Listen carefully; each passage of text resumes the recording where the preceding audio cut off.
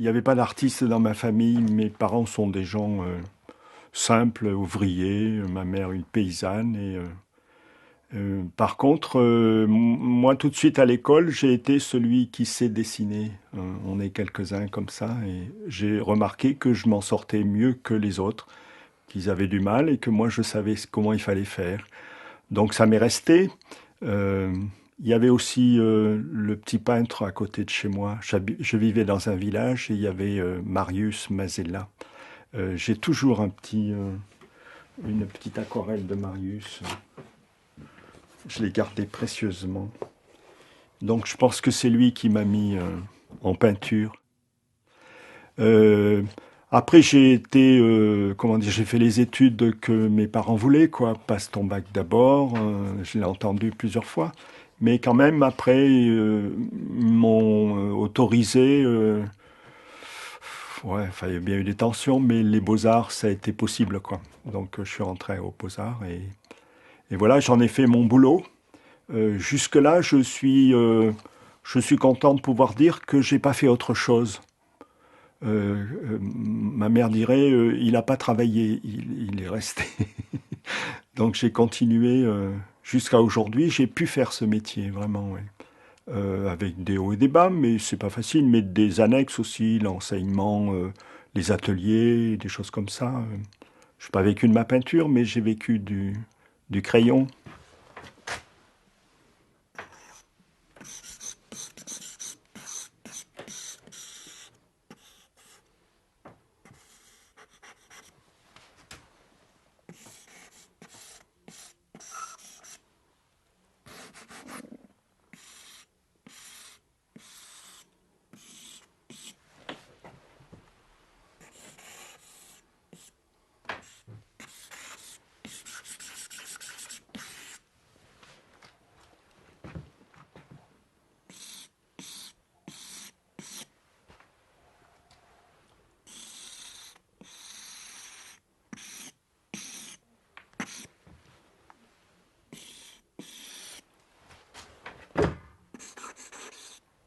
À l'époque des Beaux-Arts de Clermont, c'était la rentrée d'octobre 68. Les événements avaient été plus ou moins violents dans le quartier. Les étudiantes des Beaux-Arts de Clermont avaient viré leur directeur et s'étaient installés en complète autogestion. Et les profs de cette époque étaient perdus. Ils ne savaient pas quoi nous dire. Ils nous disaient, écoutez, qu'est-ce que vous voulez faire? Et bien sûr, on était dans la complète ignorance de ce qu'on voulait faire. Mais bon, c'est débrouillé les uns avec les autres, c'est reparti. Moi, je me suis intéressé assez particulièrement, comment dire, à ce qu'ils enseignaient avant, à leur côté classique, au dessin de nu, au modèle, au plâtre, à cet enseignement classique qui était encore là. Et puis en même temps, on avait la modernité, il y avait encore le pop art qui traînait là. Mon artiste favori à cette époque, c'était Rauschenberg. J'aimais bien les collages de Rauschenberg. Mais Warhol pour son imagerie, plein de gens comme ça. Donc je suis parti avec ces deux chevaux, comment dire, là je trouve pas un calme et un plus fou quoi. J'ai essayé de les tenir ensemble, ça faisait tourner le char un peu, mais ça marchait quand même. Qu'est-ce qu'il y a d'autre? Ça, c'est des choses tirées de la photo. Mon rapport avec la photo est toujours très étroit. Hein. J'ai toujours vécu avec un appareil photo, fait des photos, travaillé d'après mes photos, ou avec ou contre mes photos. Enfin, je me suis toujours... la photographie est quelque chose de très important pour moi, mais à mon avis pour les artistes d'aujourd'hui, que ce qu'on soit effectivement avec ou contre. Hein. Quelquefois, je tente de m'y opposer, quelquefois je l'imite. En tout cas, je m'en sers sans arrêt. Donc ça, c'était une période réaliste où je travaillais sous la projection diapo, de façon à ce que ma personnalité soit le plus effacée possible.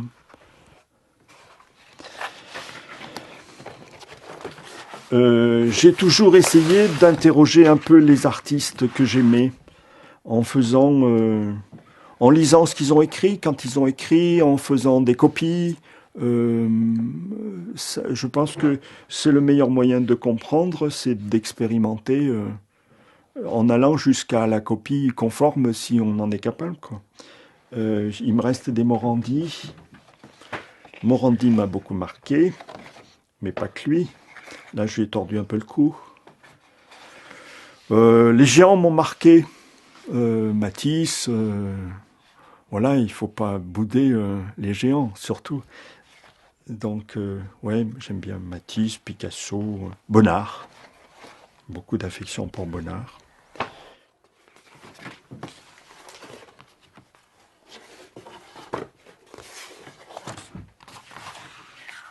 J'ai essayé la peinture à l'huile à mes débuts parce que j'avais le sentiment naïvement que puisque les chefs-d'œuvre étaient faits à la peinture à l'huile, ça allait me donner du talent. En fait, ça n'a rien à voir, hein, bien sûr. Mais j'ai fait de l'huile pour voir. Et vraiment, je suis incapable de faire quoi que ce soit avec ce médium. Ça sèche pas. Et il faut que ça barde, quoi. Il faut que ça avance. Sinon, je m'en sors pas. Donc, l'acrylique, c'est merveilleux. On fait ce qu'on veut. On fait aussi bien qu'avec la peinture à l'huile. En plus, ça va passer à la postérité. Ça va durer 2000 ans.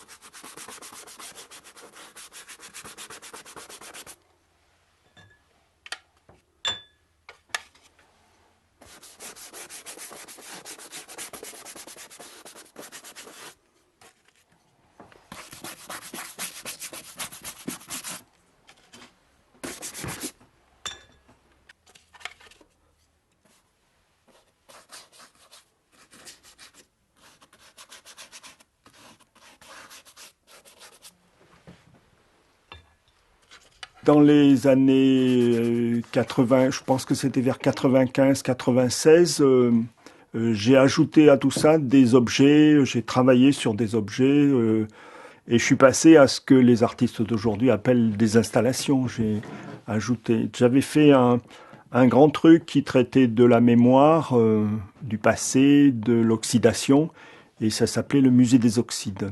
Euh, j'ai eu une belle expo à la scène nationale d'Albi, là, puis ça s'est envolé après, mais c'était un bon moment.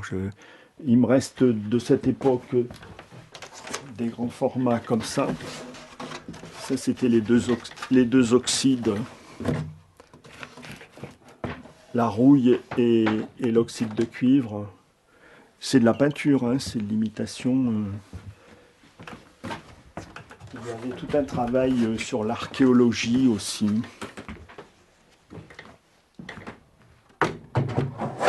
Voilà. Ça c'est sous le noir, il y a quelque chose. Il y a des peintures, des collages, il y a des choses sous la peinture noire. J'ai recouvert.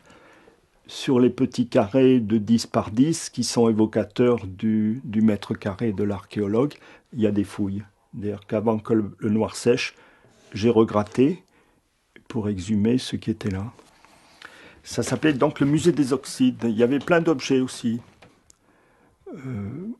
Je me sers assez souvent pour démarrer quelque chose de mon histoire personnelle, hein. Je suis pas le premier, mais j'aime bien ce que fait Sophie Calle, Louise Bourgeois, des gens comme ça qui vont à la pêche aux souvenirs, au passé, à leur vie, quoi, qui utilisent vraiment leur vie pour travailler, quoi. Moi, je suis assez volontiers comme ça dans un passé que j'exhume. Je travaille sur des photos anciennes. Euh, c'est certainement lié à ce qui se passe aujourd'hui, puisque à mon âge, les parents viennent de disparaître là ces dernières années. La maison familiale va être vendue. Je l'ai fouillée. Bien sûr que ça matérialise tout ça, hein, sûrement.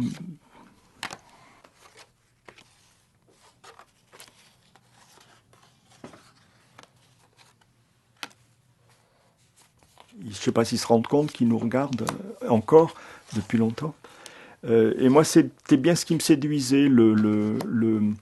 Ce que je vais chercher, c'est ce que j'appelle des terrons, c'est-à-dire des gens simples qui racontent rien d'autre que leur humanité, que leur simplicité. C'est assez souvent, ils ont des têtes d'ouvriers ou de paysans. C'est pas des écrivains connus, c'est pas des coureurs cyclistes, c'est des gens assez types, je dirais. C'est mes ancêtres, hein, les vieux de mon village, des gens comme ça. En ce moment, je leur mets des plumes pour qu'ils deviennent indiens. Mais mon choix va vers des gens simples. Les Terrons, c'est les habitants de la terre. Donc c'est tous, quoi, hein, quelle que soit leur couleur. C'est tous.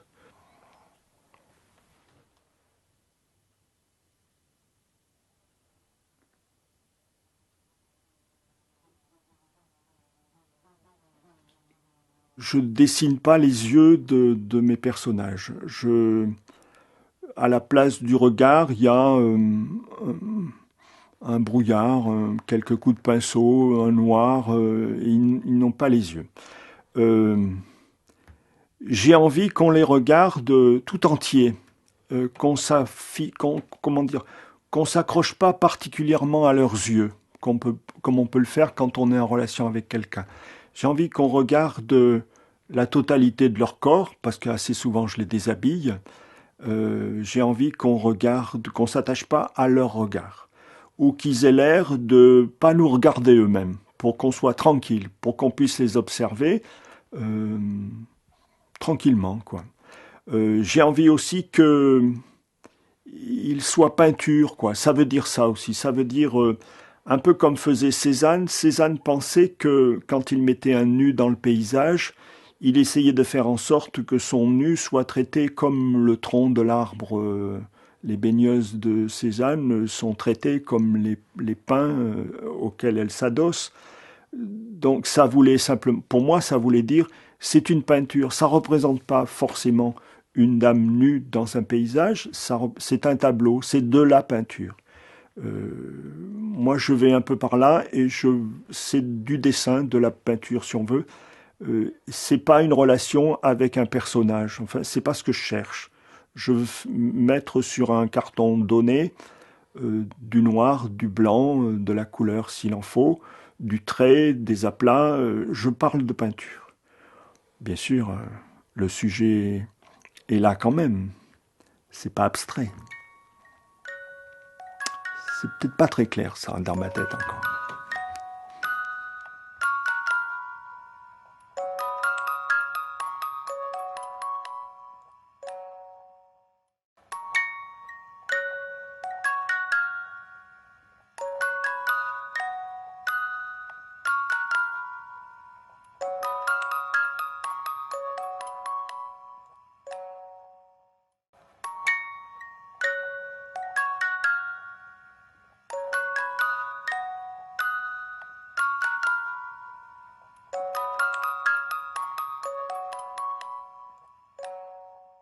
Dessiner, peindre, écrire, euh, jouer la comédie, je le vois, quoi, je le sens possible. Je le fais pas forcément avec beaucoup de talent, mais il me semble que je sais un peu le faire. Ça me paraît du même ordre. Bien sûr, il faut toujours un peu de technique, mais on a vite fait de trouver le minimum nécessaire à ce que ça soit correct. Je me suis amusé dans les brocantes à nouveau et les vides-greniers et les puces. Un jour, je suis tombé sur une boîte à chaussures pleine de photos de famille. Il y avait les photos, il y avait les négatifs, il y avait vraiment l'histoire d'une famille qui se trouvait comme ça abandonnée. À mon avis, personne n'allait acheter ça. Je pense que ça aurait peut-être fini dans la poubelle du quartier. Mais bon, pour quelques euros, j'ai acheté la boîte. Euh, j'ai fouillé dedans, j'ai vu des tas de choses, je me suis servi des photos, j'ai tiré les négatifs en partie pour voir ce que je voyais, pour faire connaissance avec une famille, avec des gens. J'avais commencé à faire des relations en disant ça c'est elle, ça doit être son frère, ça doit être le père, la mère. J'avais recomposé toute une histoire. Et puis en même temps, je me disais, je peux pas exposer ça, je peux pas m'en servir dans une expo, ça m'appartient pas, c'est pas ma famille. J'ai pas le droit. Je dois respecter ces gens et le fait qu'ils soient, je dois les laisser anonymes, quoi. Alors j'ai une idée, j'ai pris une cinquantaine de photos, j'ai sélectionné une cinquantaine de photos, et au lieu de les publier, je les ai écrites. Décrites, écrites. C'est-à-dire, devant chaque photo, j'ai composé un texte, des fois de 2 lignes, des fois de 3 pages, qui raconte un peu la photo, et puis plus loin, quoi. J'ai mis un peu de ce que j'imaginais, de ce que je pensais. Donc c'était un recueil de photos qui s'appelait Le soleil dans les yeux. Et c'était un album de photos où il n'y avait pas de photos, où il n'y avait que des textes. Et donc chacun voyait la réaction qui me venait de mes lecteurs, c'était j'ai retrouvé ma famille. Le monsieur que tu décris là, c'est mon père, etc. Étonnant, mais normal.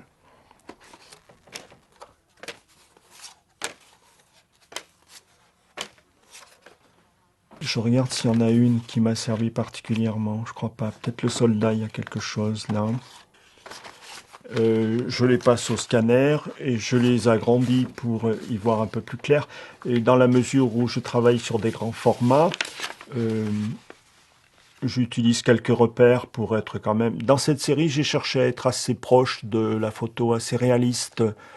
Pas trop de déformation, en tout cas pas volontairement de déformation.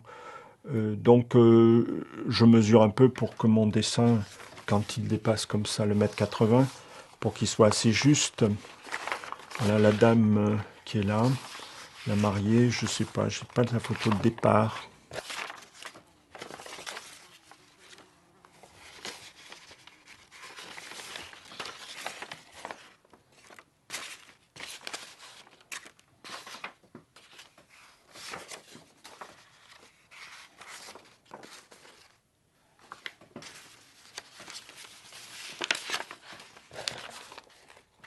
Des dessins, il y en a partout. Ah, celui-là, je l'aime bien. Celui-là, c'est un carnet de dessins. On m'avait offert, c'est un ami qui m'a offert le cahier vierge et qui m'a dit, tu le remplis. Bon, j'ai tenu parole, je l'ai rempli. Euh, J'allais au modèle, au cours avec le modèle, je faisais des dessins.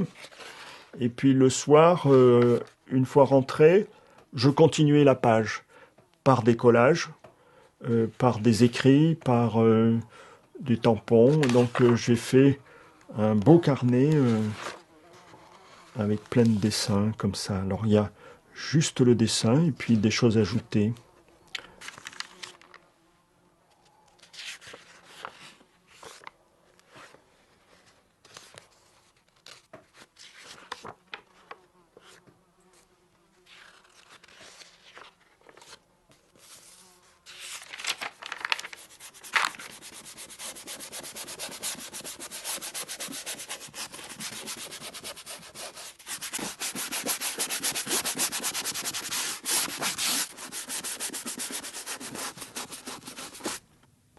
Au début, je ramassais tous les cartons possibles et imaginables, et puis je suis devenu maniaque, difficile. Maintenant, il me faut une certaine qualité de carton pour son épaisseur, pour sa dureté, pour sa sécheresse. Je tape avec le doigt dessus, au son, je dis celui-là, il est bien. Et donc, j'en trouve de moins en moins. Mais bon, j'en trouve encore. J'ai une ou deux adresses. Le marchand de moto du cimetière des Planques a souvent le bon carton. Et en plus, comme il y a des motos à l'intérieur, ça me donne des grands panneaux, des grands formats, ce qui n'est pas négligeable. J'utilise du carton d'emballage pour plusieurs raisons. Tout d'abord, c'est peu cher, c'est même gratuit. Donc si je devais acheter des grandes toiles, j'y arriverais pas, c'est pas possible. Je suis libre si j'ai pas payé le support plusieurs centaines d'euros. J'ai le droit de me planter, j'ai le droit de le jeter au feu, de le déchirer, de le découper en morceaux. Il n'y a pas la pression de la noblesse du support, je suis libre. Euh, c'est du carton parce que c'est pas précieux aussi, parce que c'est moi j'ai envie, je repense toujours à mon père, l'ouvrier d'usine, pour qui la peinture dans les musées, c'était quelque chose d'extraordinaire, de très cher, de très sacré. Et je me dis, moi, sur du carton, ça reste un bout de carton. C'est moins important que c'est pas la Joconde, c'est pas des chefs-d'œuvre qu'on mettra dans les musées et qu'on essaiera de conserver pendant des centaines d'années. C'est du carton, ça va périr sûrement. Puis ça a un avantage intéressant aussi, c'est que c'est pas blanc. Donc ça me permet de travailler dans une direction, dans une autre, du côté des foncés, du côté des clairs, d'utiliser la peinture blanche, le trait noir. Ça me permet de partir du centre des valeurs pour aller vers les clairs ou les foncés.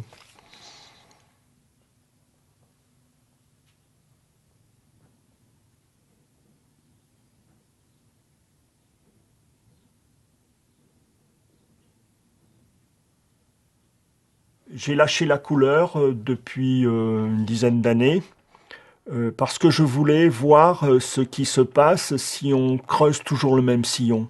Si on reste longtemps avec une règle du jeu simple, je voulais voir si je fais des découvertes. Il y a quelques années, j'ai fait un stage avec un Chinois, j'ai fait un stage de peinture chinoise. Très technique, de l'encre de Chine avec des pinceaux spéciaux sur un papier de riz qui est presque imbuvard. Donc un carcan technique terrible. Et bien sûr, c'était un stage de peinture chinoise traditionnelle. Donc pour faire la crevette ou la feuille de bambou, il n'y avait qu'un seul geste admis. Toute transgression de la règle ne pouvait conduire qu'à la catastrophe, disait le Chinois. Et je me suis dit que j'allais le croire et j'ai essayé de faire ces gestes. Et dans ce carcan terrible, j'ai trouvé des tas de liberté, des tas oui, des tas de liberté, des tas de fenêtres qui s'ouvraient, des ensoleillements fabuleux, quoi. Et je me suis dit, c'est le carcan qui le permet, ça. Donc je me suis organisé un carcan à ma façon, c'est-à-dire ma règle du jeu, c'est le carton qui n'est pas blanc, le trait de fusain, le tube de blanc acrylique et le tube de noir acrylique et je m'interdis de les mélanger pour faire des gris. Quelquefois, pour donner un peu de chaleur, je glisse un peu de terre de sienne dans mon noir. Mais pas trop, un petit peu.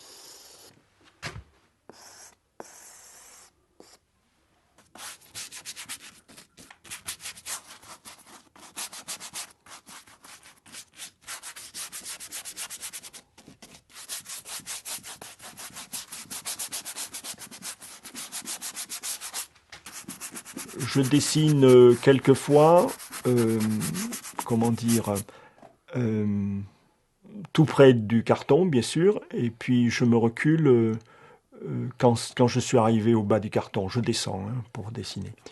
Et je me recule, je vais à l'autre bout de la pièce et je me retourne, je prends mon dessin en flagrant délit, je me retourne brusquement et je le vois d'un seul coup avec le recul, ce que je vois pas la même chose que quand je suis à 40 centimètres en le dessinant. Et là, mon problème, c'est de d'accepter ce qui s'est passé ou d'aller censurer, corriger, refaire. J'en suis là en ce moment. J'aimerais bien accepter ce qui s'est passé d'incontrôlé. Ça me plairait bien ça. Mais j'y arrive pas bien encore. J'ai tendance à y retourner et à dire quand même tu peux pas garder ça. Donc je corrige, mais je pense que je vais y venir. Je vais enfin devenir maladroit. Ça ne saurait tarder. C'est un Lautrec.